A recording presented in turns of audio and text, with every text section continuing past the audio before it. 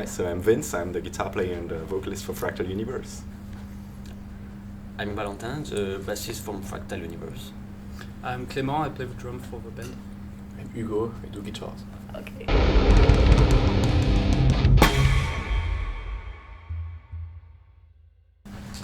Actually, we didn't have much time. We had a little walk to the center and to the church. What's the name? Yeah. No, Can pronounce the stone name. church, Yeah. which was really beautiful. But apart from that, no, we didn't have much time. We arrived at 1 p.m. We had to load everything out and just had a couple hours to hang around. So far, it's good. We are really excited to play there because when we released the album Rhizomes of Insanity, Helsinki was the first town in our listener chart, so we hope to meet some people. There's some fans who drop us online, and we expect to meet them tonight. Yeah, surprisingly, Helsinki was the top city for quite some time. Yeah. So yeah, it's quite surprising, but I think it's a big metal country, so that kind of makes sense. Yeah. We already felt this on the social media.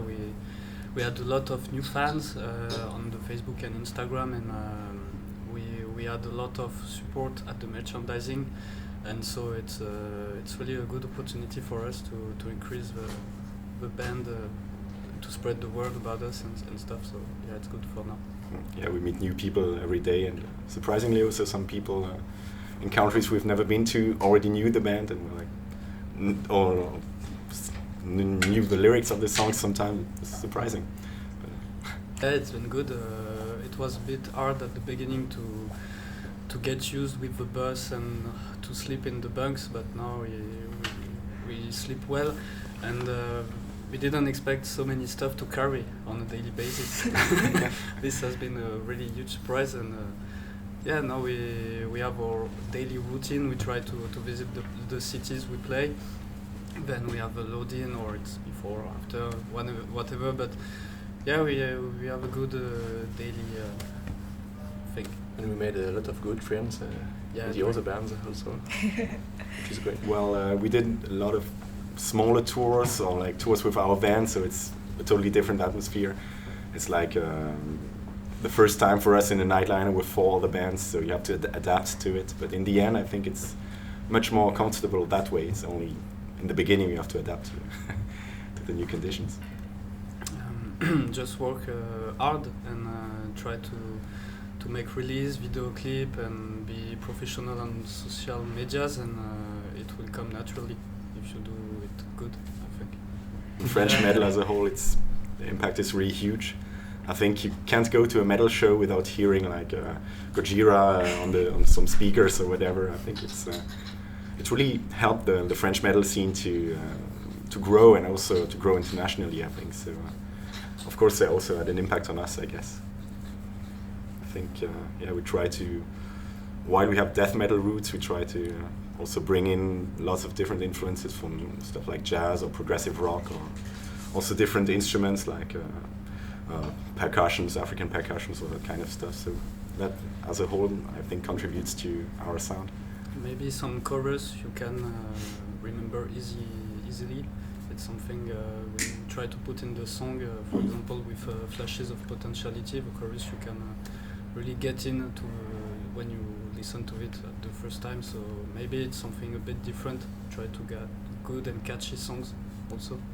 We have very groovy bands, I think, if you know Gorod or Tripalium, for example. But apart from that, I don't know. If we have a real French sound. Yeah. Good question. Of course, it's very different from the Finland or Scandinavia stuff, maybe. But it's hard to yeah, maybe put words on it. Yeah. Something like Gorod, GOJIRA, and Tripalium are good bands. Yes, we have also Ultra Vomit, which is really specific for our country. I don't know if you know the band? No, I'm not sure.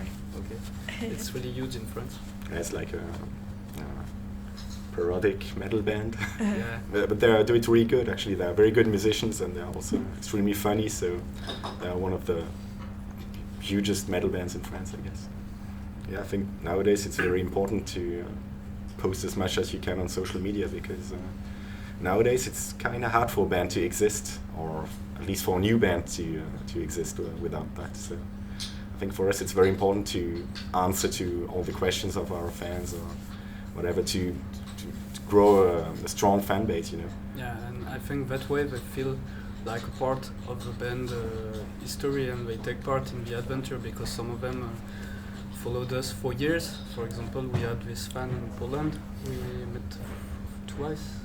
Yeah, and he sees the band growing, and we speak with him like on a weekly basis. So this kind of fans are very important for us, because they made us come back and spread the word and support us in a really huge way. So this is why we are so active on the social medias.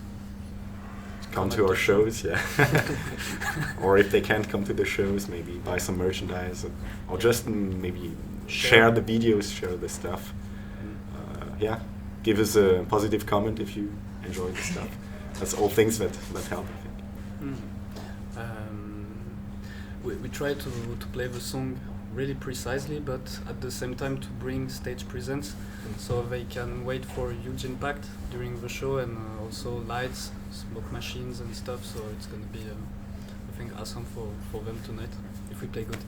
We believe that if you move on stage, the energy you put in stage we can feel it in the music, in the sound after. And it's a way to connect to people attending the show. So we really try to push ourselves to be very powerful, and this is it. Yeah, maybe our goal is also to bring people into that kind of music that weren't into it before. I think if you're on a show, you can really connect with also people that aren't into death metal at all. That happened quite sometimes actually so far, and that's always a great thing, I think. Well, I think it's a good way to get an idea of what we are live. And I think it's especially important for bands like us, because it helps us to maybe get more booking opportunities, because like people can see what is the band really on stage. So yeah, it's something we already done for the Ingram of Decline album, and we do a release show in France in a specific venue, and we always shoot it, and then we release it. So for the Rhizomes album, we did this as well. And it's maybe the only show ever when we play the whole album. I think it's cool to record it in some way. Yeah, like how many minutes did we play?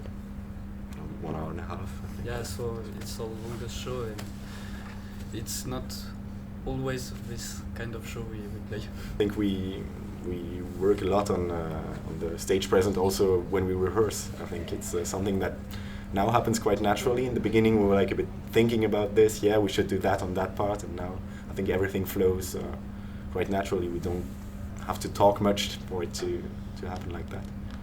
But I don't think we prepared the recorded shows differently than the normal ones. But it's a really difficult show, that one, because it's the first time we play all the songs from the new album, so it's the first time on stage and we record it, so it's a really hard moment.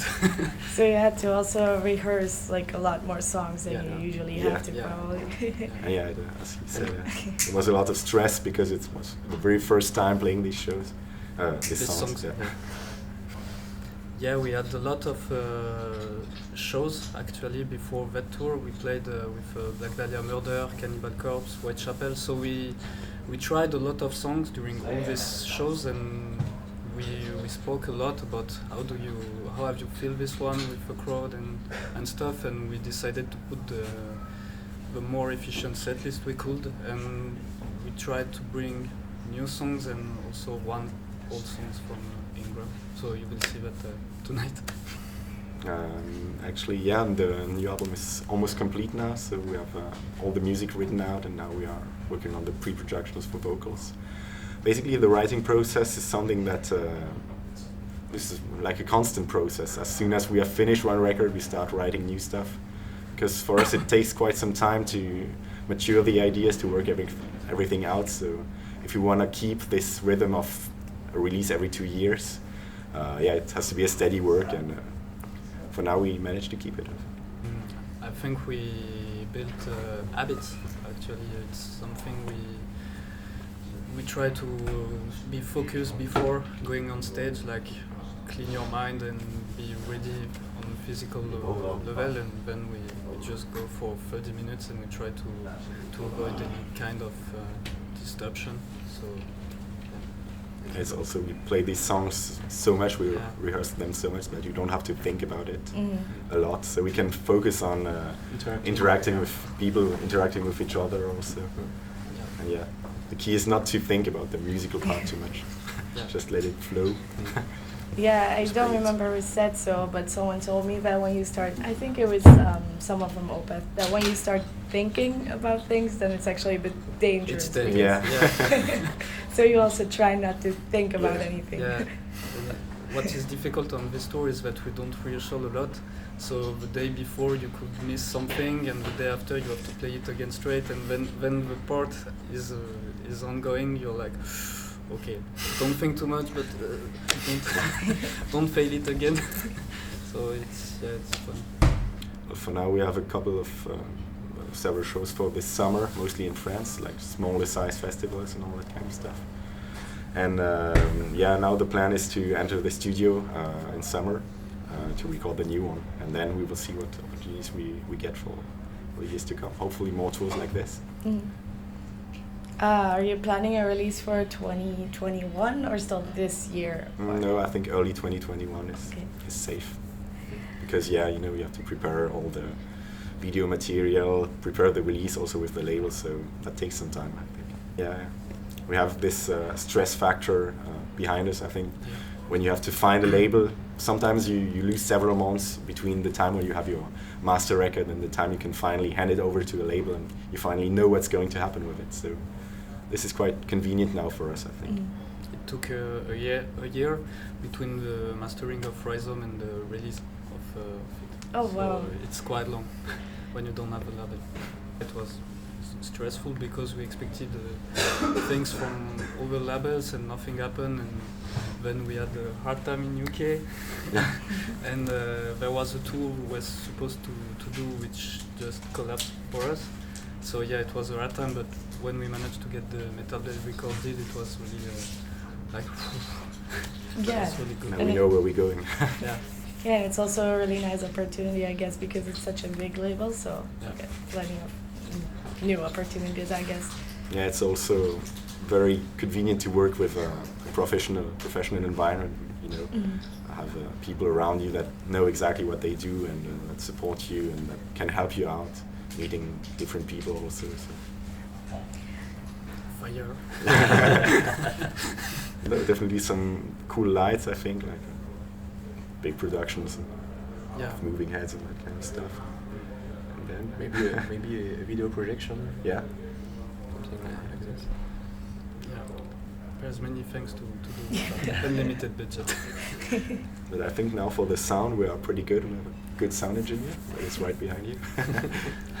He's doing a good job every night. So on that part we were pretty settled. Thank you for coming at the show. Thanks for watching the video till the end, and please come and support us on social media, interact with us, and we will be happy to answer your question and comments.